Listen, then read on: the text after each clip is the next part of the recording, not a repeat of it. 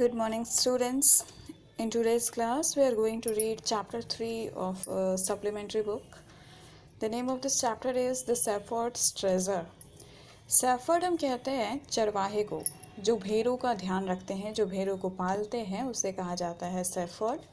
और ट्रेजर का मतलब होता है बहुमूल्य वस्तुएं, जैसे कि लोग सोना, चांदी, हीरे, जेवरात संभाल के रखते हैं तिजोरी में। तो वैसी चीज़ें जो तिजोरी में संभाल के रखी जाए, बहुमूल्य वस्तुएं, उन्हें हम कहते हैं ट्रेजर, संपत्ति।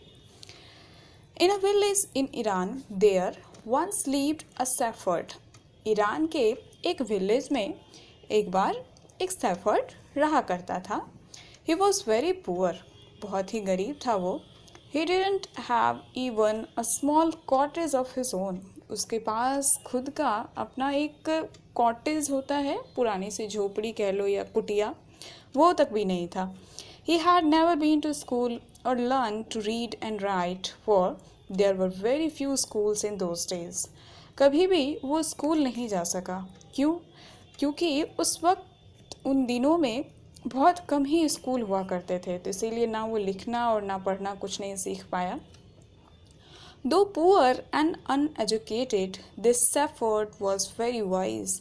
हालांकि गरीब के साथ साथ वो अनपढ़ भी था, फिर भी ये शेफर्ड बहुत ही बुद्धिमान था।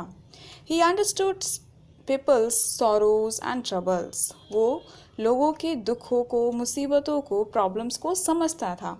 And help them face their problems with courage and common sense. और ना सिर्फ समझता था, बल्कि लोगों के दुखों को बांटता भी था। कोई मुसीबत आए तो कैसे उसे धैर्य के साथ फेस करना है, धैर्य भी देता था, और अपने कॉमन सेंस से वो उन मुसीबतों का सॉल्यूशन भी ढूंढता था और लोगों की मदद करता था।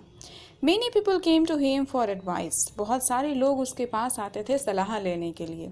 Soon he became famous for his wisdom and friendly nature. बहुत जल्दी ही वो अपने बुद्धिमत्ता के लिए, बुद्धिमानी के लिए, विजडम के लिए, और उसका जो नेचर था फ्रेंडली, दोस्ताना, मतलब ये नहीं कि सबको सलाह देता है तो रूड है या फिर उसे अपना घमंड है। लोगों के साथ बहुत ही फ्रेंडली बिहेव करता था, दोस्त के जैसा। तो इसके वजह से वो बहुत जल्दी ही अपने गांव में, अपने देश में प्रसिद्ध हो गया। सब लोग उसके बारे में जानने लगे। The king of that country heard about him and thought of meeting him. उस देश का राजा जो है, उस तक भी वो बात पहुंच गई और वो भी सोचे कि चलो एक बार मिलते हैं शेफर्ड से। Disguised as a shepherd and riding on a mule, one day the king came to cave where the wise shepherd lived. Disguised का मतलब होता है जब हम अपनी अपीयरेंस छुपाते हैं या फिर अपनी अपीयरेंस को बदल लेते हैं, चाहे वो वॉइस को बदलना हो या फिर कोई भी आप अपनी पर्सनालिटी से रिलेटेड कुछ चेंज करते हैं, तो वहाँ पर हम डिस्गाइज्ड वर्ड यूज़ करते हैं। तो यहाँ किंग ने जो है क्या किया, अपना अपीयरेंस बदल लिया और अपना जो पहनावा है उसको एक शेफर्ड का बना लिया। मतलब वो किंग भी जो है चरवाहे के वेश में आ गए और तब एक मूल पे, खच्चर पे सवारी करते हुए किंग जो है कहाँ पहुँच गए, उस केव के पास जहाँ वो बुद्धिमान शेफर्ड रहता था। यहाँ पिक्चर में आप लोग देख रहे होंगे कि ये जो मूल पे बैठा हुआ है वो किंग है, लेकिन किंग के पहनावे में नहीं है वो। उन्होंने अपना हुलिया जो है, पूरा पहनावा बदल लिया है और शेफर्ड बन गए हैं खुद भी। ठीक है। As soon as the shepherd saw the traveler coming towards the cave, he rose to welcome him. जैसे ही, as soon का as मतलब होता है जैसे ही, शेफर्ड ने देखा एक यात्री को, ट्रैवलर को केव की ओर आते हुए, he rose to welcome him. यहाँ रोज का मतलब गुलाब का फूल नहीं है, ये राइज का वर्ब टू है। तो वो उठा किस चीज़ के लिए? उस ट्रैवलर का वेलकम करने के लिए, स्वागत करने के लिए। He took the tired traveler inside the cave, gave him water to drink and share of his own meagre meal. वो यात्री जो है, जो किंग, जो शेफर्ड के भेष में थे, बहुत ही थके हुए थे, तो इसीलिए शेफर्ड ने क्या किया, उनको केव के अंदर ले गए, गुफा के अंदर ले गए। वहाँ उन्हें पानी दिया पीने के लिए, और जो उसने अपने लिए मीग्रे मील बनाया था खाना, उसमें से भी उनको खाने को भी दिया। The king rested for the night in the cave. राजा, वो जो किंग थे, उसकी गुफा में रात भर तक के लिए रुक गए।